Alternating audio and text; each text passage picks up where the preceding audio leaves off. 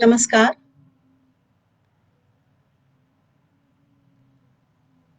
मैं मंजरी शुक्ला आप सभी का इस कार्यक्रम में बहुत-बहुत स्वागत करती हूँ। सबसे पहले मैं धन्यवाद देना चाहूँगी त्रिलोकनाथ जी का, राजीव मिश्रा जी का और ऋषि शर्मा जी का, जिन्होंने हिंदी को देखते हुए हिंदी के लिए फ़ेसबुक में अलग तरह के उम्दा मंच बनाए जिसे कहते हैं और जिसमें संस्मरण, चर्चा, कविताएँ, कहानियाँ ये सब बातें जो हैं लोग इनमें आकर करते हैं और बहुत बड़े-बड़े बुद्धिजीवी लोग, बहुत प्रबुद्ध जन आकर अपने विचार रखते हैं, जिन्हें पढ़कर, जिन्हें सुनकर और जिन्हें जानकर हम सब लोगों का बहुत एक तरह से देखा जाए तो बहुत व्यापक स्तर पर ज्ञान बढ़ता है। और इसीलिए ये प्लेटफ़ॉर्म्स कई बार बहुत फ़ायदेमंद होते हैं क्योंकि अ, हम उन लोगों से रूबरू होते हैं, उन लोगों से मिलते हैं जिनके बारे में कई बार हम उतना नहीं जान पाते जितना वो स्वयं आकर हमें बताते हैं। नमस्कार, नमस्कार। तो आज ये जो प्लेटफ़ॉर्म है हिंदी शिक्षण, यहाँ से किस्सा गोई कार्यक्रम की शुरुआत हुई है, जिसमें आज इसका ये पहली बार है और मैं उन सभी लोगों का धन्यवाद देना चाहूँगी जिन्होंने मुझे इस योग्य समझा और यहाँ पर आमंत्रित किया। तो मैं आपको आज 2 कहानी सुनाने जा रही हूँ। पहली मेरी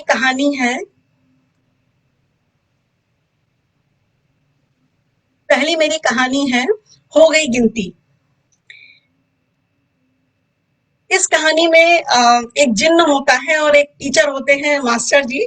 ये उन लोगों के ऊपर मैंने लिखी थी। ये कहानी नंदन में मेरी प्रकाशित हो चुकी है। शुरुआत में शायद पहली या दूसरी कहानी थी जो नंदन में प्रकाशित हुई थी। तो कहानी इस तरह से शुरू होती है कि पेड़ पर बैठा जो जिन्न होता है वो परेशान सा चारों तरफ इधर उधर देख रहा होता है क्योंकि उसको मतलब रोज वो स्कूल जाते हुए बच्चों को देखता है और जब बच्चे स्कूल जाते हैं तो वो सोचता है कि अरे अगर मैं स्कूल जा पाता तो कितना अच्छा होता। कई बार वो पेड़ से कूदता, पेड़ के चारों तरफ चक्कर लगाता, पेड़ पर घूमता, पर उसको किसी तरह से ये बात समझ में नहीं आ रही थी कि आखिर वो पढ़ना सीखे तो कैसे पढ़ना सीखे। एक दो बार उसने कोशिश करी क्योंकि जब झुंड में बच्चे जाते थे तब तो वो सोचता था कि बच्चे डर जाएंगे, पर एक बार उसको एक अकेला बच्चा दिखा। वो बच्चा अपनी स्कूल यूनिफॉर्म पहने और अपनी वाटर बॉटल टांगे और बस्ता लिए स्कूल की तरफ चला जा रहा था। तो जिन्न ने जैसे ही देखा उसने सोचा ये जो बच्चा है ये मुझे बताएगा कि कैसे पढ़ना चाहिए और वो सीधे पेड़ से उसके आगे आकर कूद गया। जैसे ही उस बच्चे ने जिन्न को देखा तो पढ़ाना तो बहुत दूर की बात है, वो बच्चा वहीं पर बेहोश हो गया। जिन्न उससे ज्यादा डर गया, वो इतना तेज घबरा कर वापस अपने पेड़ पर चला गया कि उसने सोचा कि अरे ऐसा ना हो कि कोई मुझको देख ले। अब जिन्न में बेचारा एक छोटा सा बच्चा ही था। इस तरह से कई दिन हो गए। जिन्न बेचारा बच्चों को देखता और मन मसोस के रह जाता। उसे लगता अरे अब मैं कैसे पढ़ाई करूं, क्या करूं, दिन पे दिन बीतते चले जा रहे हैं। अभी तक अगर मैं पढ़ लिया होता तो मुझे कितना सारा आ गया होता। पर अब सबसे बड़ी समस्या थी कि जिन्न पढ़े तो पढ़े कैसे। ना तो उसके पास किताबें थी, ना उसके पास टीचर था, ना उसे कोई पढ़ाने वाला था। तो जिन्न ने क्या किया, बहुत दिमाग लगाया और उसे एक दिन समझ में आया कि जो सबको पढ़ाते हैं, यानी जो मास्टर जी हैं, जो सब बच्चों को पढ़ा सकते हैं, वो उसे भी पढ़ा सकते हैं। तो बस एक दिन मास्टर जी बेचारे चले जा रहे थे अकेले और जिन्न ठीक उनके सामने आकर कूद गया। जैसे ही जिन्न पेड़ से कूदा, मास्टर जी घबरा के नीचे गिर गए। उनका सारा सामान जो था, किताबें वगैरह सब जमीन पर फैल गई। जिन्न बोला मास्टर जी आप मुझसे बिल्कुल मत डरो, अरे बिल्कुल मत डरो, मैं तो आपका इतना आज्ञाकारी शिष्य बनूंगा कि पूरे स्कूल में आपकी कोई इतनी बात नहीं मानता होगा। मास्टर जी ने जिन्न को देखा तो उन्हें अंदर से अब थोड़ा सा ढांढस बंधा। उन्होंने सोचा कि चलो ये तो बेचारा सीधा साधा है, इससे बात करी जा सकती है। मास्टर जी अपना छाता वाता किताबें विताबें उठा के मिट्टी झाड़ते हुए खड़े हो गए और बोले बताओ तुमने मुझे क्यों रोका। अच्छा ये बात अलग है कि अंदर से मास्टर जी अभी भी बहुत ज्यादा डर रहे थे। वो जिन्न के सामने कमजोर नहीं दिखना चाहते थे। तो जिन्न बोला मास्टर जी आप मुझे पढ़ा दो। मास्टर जी ने कहा तुम्हें पढ़ा दूं, पर तुम्हें मैं कैसे पढ़ा दूं। मैं तो पेड़ पर आ नहीं सकता और तुम स्कूल आ नहीं सकते, तो मैं तुम्हें भला कैसे पढ़ाऊंगा। तो जिन ने बोला नहीं मास्टर जी, आप मुझको पढ़ा दो, मैं आपको ये देखिए क्या दूंगा। और ये कहते हुए जिन्न ने हवा में अपना हाथ लहराया और उसके पास 30 चांदी के सिक्के आ गए और 30 चांदी के सिक्के उसने मास्टर जी के हाथ में पकड़ा दिए। चमचमाते हुए सिक्के देखकर मास्टर जी की आंखें फैल गईं। उन्होंने तो कभी अपनी जिंदगी में इतने सारे चांदी के सिक्के एक साथ देखे ही नहीं थे। उन्हें याद आया कि उनके घर में तो तिजोरी में सिर्फ एक चांदी का सिक्का रखा हुआ था, जिसे वो दिवाली पूजन पर निकालते थे और फिर वापस बड़े संभाल के दूसरे दिन रख देते थे।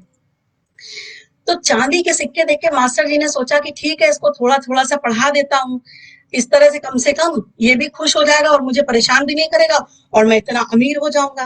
तो मास्टर जी ने कहा ठीक है, मैं ऐसा करता हूँ, तुम्हें कल से पढ़ाऊंगा।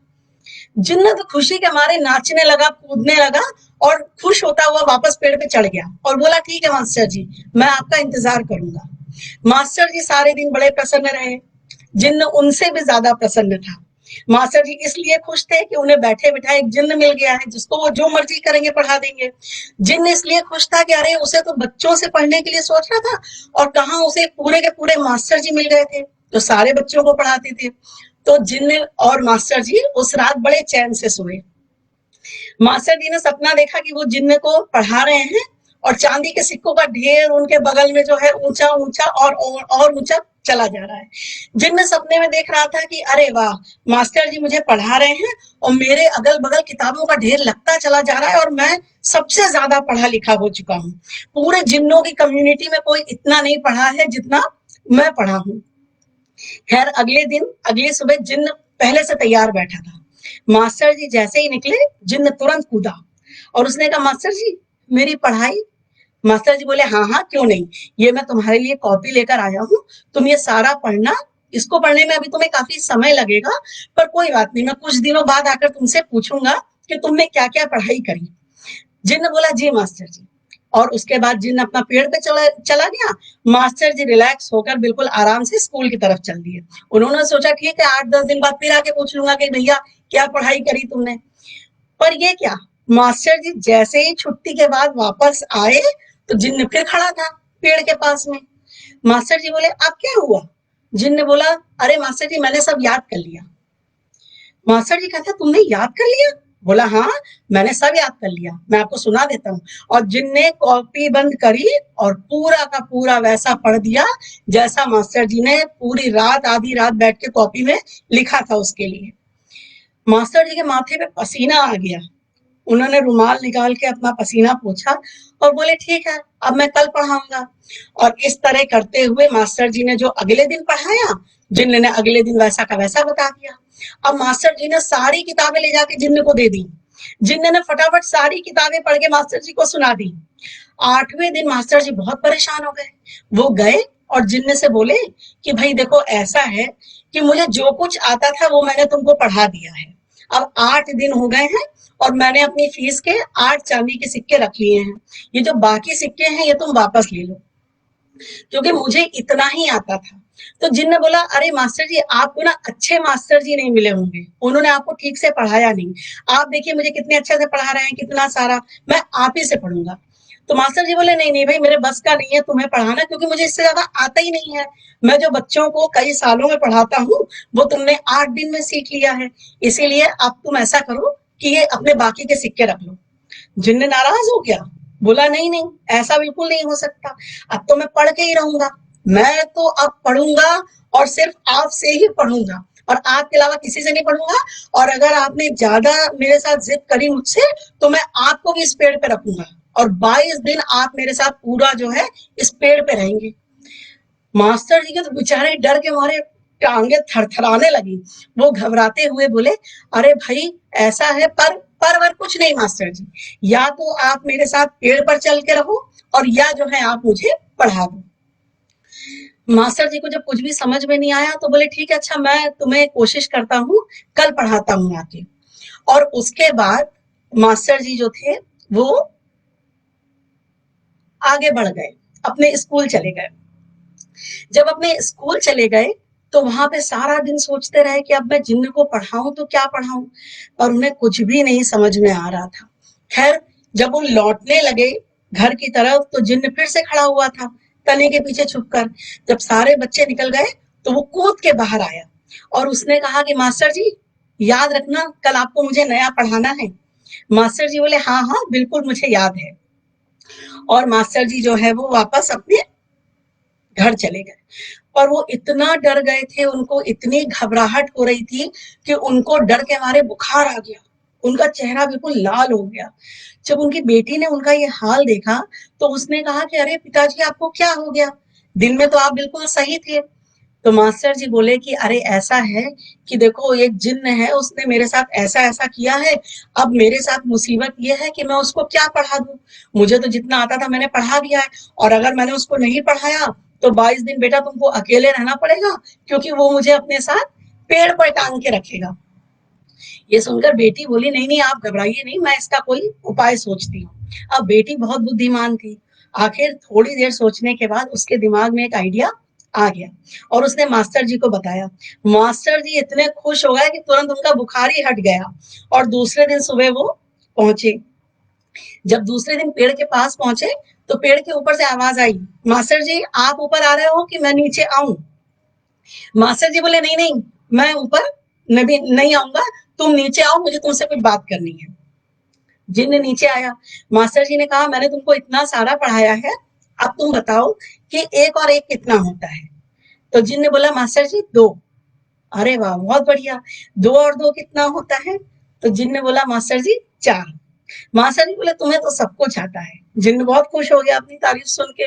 मास्टर जी बोले अब बताओ चार और चार कितना होता है? तो जिन्न बोला आठ। मास्टर जी बोले बहुत बढ़िया, अब तुम क्या करो कि इसी तरह से हर संख्या का जोड़ निकालो और उसमें वो वाली संख्या जोड़ते चले जाओ। जिन्न बोला अरे मास्टर जी ये तो मैं तुरंत कर लूंगा, आप बस स्कूल से लौट कर आओ, तब तक मैं आपको ये सारा काम करके बताता हूँ। और जो मास्टर जी थे वो स्कूल चले गए। जब मास्टर जी स्कूल से लौट कर आए तो उन्होंने नीचे से देखा कि पेड़ पर जिन्न बैठा कुछ उंगलियों में गिन रहा था। तो मास्टर जी ने पूछा और भाई हो गई गिनती? तो जिन्न बोला नहीं मास्टर जी कर रहा हूँ। और इस तरह से मास्टर जी मुस्कुराते हुए अपने घर की तरफ चल दिए।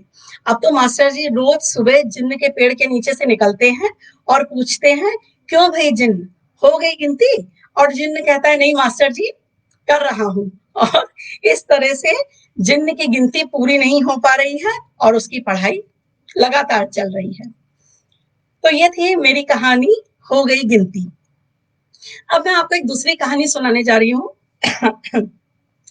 टॉफी। ये कहानी मेरी बाल भारती में प्रकाशित हुई थी। ये कहानी एक छोटी सी बच्ची के बारे में है जो 5 साल की है और उसका नाम है बिंदिया। बिंदिया रोज सुबह अपने घर के सामने बनी किराने की दुकान पे जाती थी और वहां पे जो मर्तबान में रंग बिरंगी टॉफियां रखी रहती थी जिसे हम लोग गोलियां कहते हैं, नारंगी हरी पीली नीली, उनको देखती थी और उस दुकानदार से खाने के लिए मांगा करती थी। दुकानदार का नाम था भोला। भोला उसको देखता रहता था कि बिंदिया चिल्ला रही है गोलियों के लिए, टॉफियों के लिए, पर दुकानदार जो था भोला उसको कभी भी टॉफी नहीं देता था। बेचारी चिल्ला चिल्ला के अपनी मुट्ठी में 1 रुपए का सिक्का पकड़े रहती थी और कहती थी भोला अंकल हम तो डोली दे दो। पर भोला उसकी बात को अनसुनी कर देता था, वो उसको कभी भी नहीं देता था, पैसे लेकर भी नहीं देता था, क्योंकि जो बिंदिया के बापू थे उन्होंने भोला से बहुत सारा अनाज उधार ले रखा था। पर बेचारी 5 साल की बिंदिया ये सब दुनियादारी बड़ों की कहाँ जानती थी। उसे तो यही समझ में आता था कि उसके पास पैसे हैं तो उसे टॉफी मिलनी चाहिए, पर भोला उसको कभी भी टॉफी नहीं देता था। रोज सुबह बिंदिया जाती, उचकती, इतना कूदती कि उसके पैरों में दर्द होने लगता था, पर वो कभी भी मर्तबान तक नहीं पहुंच पाती थी और ना वहां तक पहुंच पाती थी जहां तक उसका हाथ जाता था काउंटर तक। वो चिल्लाती थी भोला अंकल देखो मेरे पास तो पैसे भी हैं, अब तो दे दो। और भोला उसकी बात को बिल्कुल नहीं सुनता। वहां खड़े कई लोग भी जो सामान ले रहे होते थे वो जानते थे कि भोला से नाराजगी मोल नहीं ले सकते, क्योंकि अगर उन्होंने बिंदिया को गोली खरीद कर दे दी या नहीं, चुपके से अपने पास से खरीद के दे दी, तो भोला उनको अनाज देना बंद कर देगा। और उस मोहल्ले में ले दे के एक वही दुकान थी भोला की। इसलिए भोला के डर के कारण कोई बिंदिया को टॉफी खरीद कर नहीं देता था। बिंदिया वहां से नंगे पैर आती रोते हुए और अपने घर में मम्मी पापा से पूछती कि वो अंकल मुझे टॉफी नहीं देते हैं। तो उसके बापू जो थे वो बेचारे बेबसी से उनके आंसू आ जाते और वो कहते कि अरे वो तो तुम इतनी प्यारी गुड़िया हो ना, अगर तुम टॉफी खाओगी, मीठा खाओगी तो तुम्हारे इतने सुंदर सुंदर दांत खराब हो जाएंगे, इसीलिए वो तुमको टॉफी नहीं देता। उसकी माँ भी उसे यही समझाती। पर दोनों जो है जब ये बात उसको समझाते तो बिंदिया कहती हाँ, बिल्कुल सही कह रहे हो, मैंने दातून से अपने जो दांत हैं वो बहुत अच्छे से साफ किए हैं, मेरे दांतों में तीले पड़ जाएंगे, इसलिए वो मुझको नहीं देता, मैं नहीं खाऊंगी, अब मैं कभी नहीं खाऊंगी। पर बिंदिया रोज ये कहती और रोज जब वो सपने में जाती और नींद में सीधा भोला की दुकान पे पहुंच जाती, जहां पर भोला एक कोने में खड़ा मुस्कुरा रहा होता और ढेर सारी रंग बिरंगी टॉफियों के बीच में जो बिंदिया खड़ी होती और वो उस वक्त लंबी हो जाती, मर्तबान से नीली टॉफी निकालती, पीली निकालती, लाल निकालती, गुलाबी निकालती और अपनी छोटी छोटी मुट्ठियों में भर के उसे फ्रॉक में भरती और ढेर सारी खाती। पर जैसे ही सुबह बिंदिया उठती उसका ये सपना टूट जाता, क्योंकि उसका जो 1 रुपया था वो तो अभी भी तकिया के नीचे ही था। फिर वो आशा भरी नजरों से भोला की दुकान की ओर ताकती और फिर चली जाती। पर भोला का मन कभी नहीं पसीजा। एक दिन जब ये बिंदिया अपने 1 रुपए को उठा के जब उसकी दुकान पे पहुंची टॉफी लेने के लिए, तो बिंदिया ने देखा कि भोला जो है वो बैठा हुआ था, खाली बैठा था, वहां पे कोई ग्राहक नहीं था। तो बिंदिया चिल्लाने लगी, अंकल मेरे पास पैसे हैं, मुझे भी सामान दे दो ना, मेरे पास तो दे दो, 1 रुपया है। भोला की सुबह से बोनी नहीं हुई थी, अभी तक कोई ग्राहक नहीं आया था। वो बहुत तेज गुस्से में बैठा हुआ था। उसने चिड़चिड़ाते हुए आव देखा ना ताऊ सीधा उठा के एक बहुत जोर का चांटा बिंदिया के बेचारे कोमल गाल पे मार दिया। बिंदिया दर्द से बिलबिला उठी। उसके समझ में ही नहीं आया कि आखिर उसे मार पड़ी तो क्यों पड़ी। कभी वो रोते हुए अपने सिक्के को देखती और कभी वो भोला के चेहरे की ओर देखती और वो डर कर एक कोने में चुपचाप खड़ी हो गई। उसके नंगे पैर जो थे वो वहां पे गर्म मिट्टी से जल रहे थे, पर वो इतना डर गई थी कि उसके समझ में नहीं आ रहा था कि वो घर जाए कि वो दुकान में खड़ी रहे। आखिर थक हार के वो बहुत देर जब उसको भोला ने टॉफी नहीं दी तो वो चुपचाप वहां से चल दी। आधा दोपहरी धूप में खड़े रहने के कारण और भूख से उसको बुखार आ गया। रात भर सपने में बिंदिया टॉफी टॉफी टॉफी करके सुबकती रही। उसके बापू बेचारे बेबसी से चुपचाप अपने आंसू पोंछते रहे। माँ रोती रही पल्लू में मुंह दबाकर अपना कि कहीं उसकी आवाज जो है रोने की वो बिंदिया को सुनाना पड़ जाए। इतनी मजबूरी के बाद भी वो जानते थे कि वो भोला के उधार नहीं चुका पाएंगे और भोला उनकी लड़की को कभी भी टॉफी नहीं देगा, इसीलिए वो कुछ नहीं कर सकते थे। आखिर रात भर इस तरह से परेशान रहने के बाद जब बिंदिया सुबह उठी तो उसको बहुत तेज बुखार था। उसका बिल्कुल माथा तप रहा था, इसीलिए उसके पैरों में भी इतनी ताकत नहीं बची थी कि वो जाकर भोला की दुकान से टॉफी खरीद पाती। वो चुपचाप अपनी झोपड़ी की खिड़की के पास खड़ी हो गई और सामने किराने की दुकान की ओर देखने लगी। तभी उसने देखा कि भोला की दुकान से सटा हुआ जो उसका कमरा था, जो उसका घर था जिसमें भोला रहता था, वहां पर एक बहुत बड़ा सा काला सांप जा रहा था। सांप को देखते ही बिंदिया घबरा गई। उसने आवाज लगानी चाहिए पर उसके मुंह से तो आवाज निकली नहीं रही थी और दुकान दूर थी। उसने देखा कि मम्मी पापा भी उसके जो थे वो सुबह खेत पर काम करने निकल चुके थे। बेचारी बिंदिया किसी तरह से उसने अपने पैरों में ताकत इकट्ठा करी, उठी और तुरंत चल दी। धूप में किसी तरह से चलते चलते जब वो उसकी दुकान पे पहुंची तो वहां पर उसने कहा कि भोला अंकल तुम्हारे घर में थाला छाप। भोला ने उसको गुस्से से देखा और पास खड़ी छड़ी उठा के मार दी। बेचारी बिंदिया दर्द से कलप उठी। उसने जोर जोर से रोना शुरू कर दिया। उसके समझ में नहीं आ रहा था कि आज उसकी गलती क्या है। जब उसके घबराहट के मारे उसको कुछ भी समझ में नहीं आया तो उसने तुरंत अपनी दोनों नन्ही हथेलियां भोला के आगे कर दी और उसने कहा कि अंकल देखो मेरे पास पैसे नहीं है, मैं टॉफी लेने नहीं आई हूँ। भोला ने उसकी तरफ देखा और फिर दूसरी तरफ देखने लगा। भोला को उस पर बहुत गुस्सा आ रहा था, क्योंकि वो इतना परेशान कर रहा था बिंदिया को, पर बिंदिया टॉफी के कारण उसकी दुकान पर आना छोड़ ही नहीं रही थी। तभी बिंदिया का मन हुआ कि वो वापस लौट जाए। उसने रोते हुए अपनी फ्रॉक से आंसू पोंछे और फिर से कहा कि भोला अंकल, तुम्हारे गल में थाला छाप। तब तक एक बच्चा वहां पर उसकी दुकान पे आया भोला की, और वो हड़बड़ाते हुए बोला, अरे अंकल, वो कह रही है कि आपके घर में काला सांप। ये सुनते ही भोला के हाथ से जो सामान था वो छूट गया, और वो तुरंत अपने कमरे से सटा हुआ जो उसका घर था वहां पे दौड़ता हुआ पहुंचा। जब वो पहुंचा तो कमरे में जाकर जैसे उसकी सांस रुक गई। अंदर उसका 2 साल का बच्चा जो था वो बैठा हुआ था, और सांप उसके बगल में, बड़ा सा काला सांप उसके बगल में फन काढ़े बैठा हुआ था, जो उसके बच्चे को डसने ही वाला था।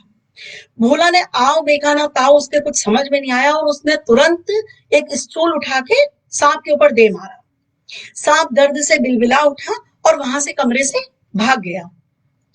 जैसे ही सांप बच्चे के पास से हटा, भोला ने तुरंत बच्चे को गोदी में उठाया और बाहर निकल गया। बाहर निकलकर देखा तो बच्चा भी घबराहट के मारे जोर जोर से रो रहा था। भोला ने उसको तुरंत अपने गले से लगा लिया और देखा तो बिंदिया का कहीं अता पता नहीं था। भोला के पैर कांपने लगे। आज उसे इतनी शर्म आ रही थी खुद पे, इतना दुख महसूस हो रहा था। वो बिंदिया से माफी मांगना चाहता था, पर उसके शब्द गले से जैसे नहीं निकल रहे थे। उसने तुरंत नौकर से कह के सारे मर्तबान उठवाए गोलियों के, और दौड़ पड़ा नंगे पैर बिंदिया के घर की तरफ। जब बिंदिया की झोपड़ी के पास पहुंचा तो देखा कि दरवाजे खुले हुए थे, और एक कोने में दीवार के पास बैठी बिंदिया जोर जोर से रो रही थी, और अपनी बार बार अपनी हथेलियों से अपने आंसू को पोंछ रही थी। उसका चेहरा चेहरा रोते रोते पूरा लाल हो चुका था। भोला ने कंधे से अपने बच्चे को उठाया और सीधा जाकर बिंदिया के पैरों पे गिर पड़ा। बिंदिया के पैरों के पास जाकर बोला कि बिटिया, हमसे बहुत बड़ी गलती हो गई, और हम जब तक जिंदा हैं तब तक तुमको एक भी पैसा कभी भी देने की जरूरत नहीं है। ये लो, ये सारी टॉफियां तुम्हारी हैं। और ये कहते हुए भोला ने सारे के सारे मर्तबान जो है वो बिंदिया के चारों तरफ सजा दिए। बिंदिया ने धीरे से आंखें खोली और डबडबाई आंखों से भोला को देखा। मर्तबानों की तरफ देखते ही उसकी आंखें खुशी से चमक उठी, और वो इतनी कमजोर थी कि कुछ कह ही नहीं पा रही थी। तेज बुखार में बिंदिया तप रही थी। उसने एक बार भोला की तरफ और देखा, और भोला उसे मुस्कुराते हुए बड़े प्यार से देख रहा था। बिंदिया धीरे से सरकी, और उसने एक मर्तबान से पीले कलर की टॉफी उठाई और अपने मुंह में डाल ली। उसे ऐसा लगा जैसे मर्तबानों के सारे रंग मिलकर एक इंद्रधनुष की तरह उसकी आंखों में छा गए थे। उसने मुस्कुराते हुए आंखें बंद कर ली और भोला के गले लग गई। तो ये थी मेरी कहानी टॉफी। ये जब मैं छोटी थी तो एक किराने की दुकान पे जाया करते थे हम सब लोग, हम बच्चे मिलके। तो वहां पे आज की तरह चॉकलेट वगैरह तो नहीं रखी होती थी। पहले यही गोलियां रखी होती थी, नारंगी वाली जिसे कम्पट कहते थे, और हरी गोली और नीली गोली। यही सब गोलियां जो थी हम लोग आपस में खरीदने के लिए लड़ते थे, और कुछ पैसों में मिलती थी, जिसे चूसते हुए हम लोग घर आते थे। तो ये कहानी मैंने जब लिखी थी तो मुझे एक ऐसी बच्ची थी जो सड़क के पार के उसमें खड़ी रहती थी, सड़क के पार कई बार वो खड़ी दिखी थी, और वो उन गोलियों की तरफ देखा करती थी। इतने साल बाद जब मैंने ये कहानी लिखी तब जाके मुझे समझ में आया कि वो लड़की मेरे अवचेतन मन में, सबकॉन्शियस माइंड में कितना ज्यादा वो जगह बना बैठी थी कि वो हटी नहीं। और अब जाकर मुझे, तब तो हम लोग इतने छोटे थे, हमें समझ में नहीं आता है, पर अब जाकर मुझे समझ में आता है कि वो गोलियां इसलिए देखती होगी कि शायद वो उनको खरीद नहीं सकती थी, और इस वजह से वो सिर्फ उनको दूर से देखती थी। तो ये थी मेरी आज की 2 कहानियाँ, और किस्सा गोई कार्यक्रम में एक बार फिर से मैं आप सबका बहुत धन्यवाद देना चाहूँगी। साईं बाबा की कृपा से, ईश्वर की कृपा से आप लोग कहानियाँ पसंद करते हैं। इससे मुझे और बेहतर लिखने की प्रेरणा मिलती है। मैं फिर से आपके सामने आऊँगी अपनी कुछ और कहानियों को लेके। नमस्ते।